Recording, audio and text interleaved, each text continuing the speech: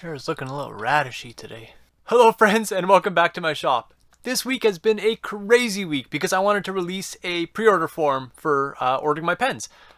It'll be linked below in the detailed description thing. It'll be on my website. It'll be on Instagram. It'll be everywhere possible. It's not a pre-order per se. You don't gotta pay me or anything. I don't like to take money earlier. Maybe sometime down the road that'll change, but right now that's not how it's going to be. So basically you just go onto it, you can punch in what you like. There's going to be options for colors, selections, sizing, whatever. It'll all be tied to your email. And then that kind of just lets me gauge what I'm going to produce going forward. I have a bunch of minis already started because I think minis are going to be the most popular. And yeah, I plan to be I'd like to have the new batch shipping in before Halloween. That was my goal, to have things moving out of here by Halloween, and I'm close. I'm very close. So yeah. Anyways, look below if you're into that. If you're not, today we're gonna go over some thumb stud turning anodizing stuff. So yeah, carry on. All right, let's get right into it. So this is CNC turning all the thumb studs. I wanted to have a little color swatch of all the titanium colors I'm gonna do, so I figured thumb studs make an easy target for that. The cutting is bird nesting like crazy because I turned the camera on. I did like 10 before this that were fine, and then this one started to bird nest. So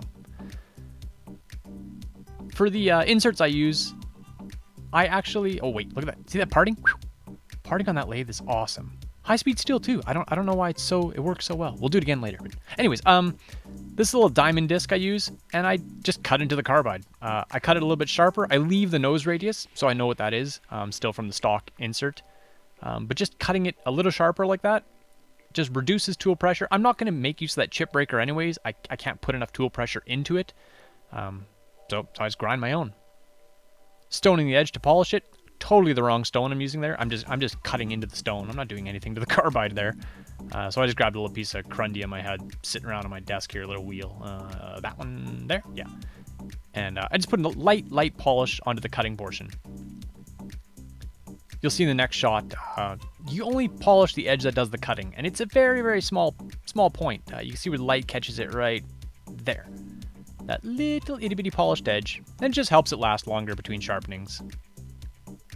And once that's polished, much nicer cutting. It's still not breaking chips because there's no chip breaker. I'm not fancy enough to grind my own chip breakers yet. But it lets you take a very light cut. I could take like a half thou cut and it still pulls a chip, as opposed to that round nose of a stock carbide insert. So look at this parting. Boom. Man, that works fast. Air blast is also wicked on this machine. I'm going to rig up a little air blast for it because I used to use cutting oil, and in titanium, air blast, I don't know, seems to be working well for me, and it's not stinky and gross like oil or cutting fluid and whatnot. So anyways, I'm happy with it. Here we flip around all the thumb studs and take the little pip off and then put a chamfer on it. I can do the chamfer from the first op, but since I want to take that pip off anyways, I just do it in this step. Nothing too fancy. It's the one part you'll see, so it's to get that surface finish perfect is ideal. And here I take all the thumb studs and I basically press them into the part they're gonna go into. If any of them are slightly loose, those are the ones that I will just use as polished. And if any of them are slightly tight, those are the ones I'll tumble. That way you kind of balance it out. It doesn't take much, like a few tenths either way, and it changes how they feel.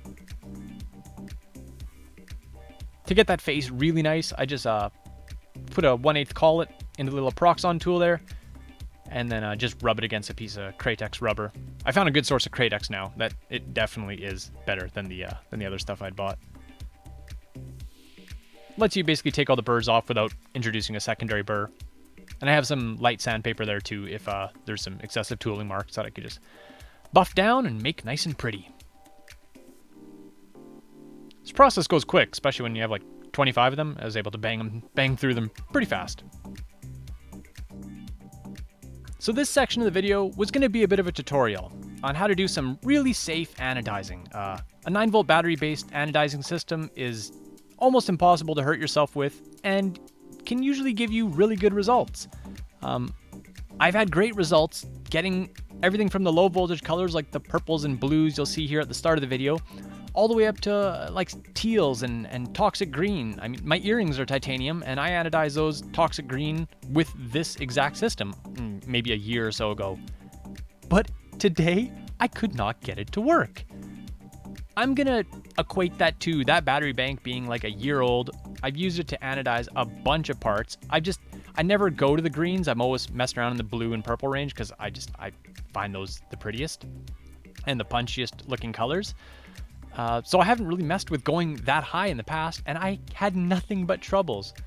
I'm sure I could go out and buy 12 more 9 volts and redo this process and possibly get some results that worked out, but honestly, it's not a system I'm going to move forward with, and it's wasted time for me, and right now, time is at a premium. So I'm sorry, friend, that I won't get to show you this, but there are so many good tutorials. I'll even link one down in the comments of a great tutorial that'll show you how to get all the colors you'd ever want with just 9 volts. But it won't be here, so I'm sorry. Either way, when the pen launches, actually, it is launching right now. If you go down in the comments, or before the comments, in the info thing, I'll have a link where you can fill out a pre-order thing. It's not so much a pre-order as to buy it, but just click it, you'll see. Gives me an idea of what people are after. The colors I'm going to start with are just going to be raw titanium, gold, purple, and blue. I'm picking those colors because they're the most punchy, they're the easiest to get time after time after time, and I'm still messing with my new system, so to get into like the teals and the toxic greens, it's going to take me a little bit more work yet, and it's just not something I want to add to my plate right now because time is of a premium, and I have a lot of things going on. So we'll start with those. I think most people are going to want those colors anyways, so works out. The 2 finish options for titanium will be tumbled and polished, and the finishes for stainless are probably going to be acid etched and tumbled, maybe polished. It'll be in the form below. But even with this system, results are still pretty damn good. I'm happy with them.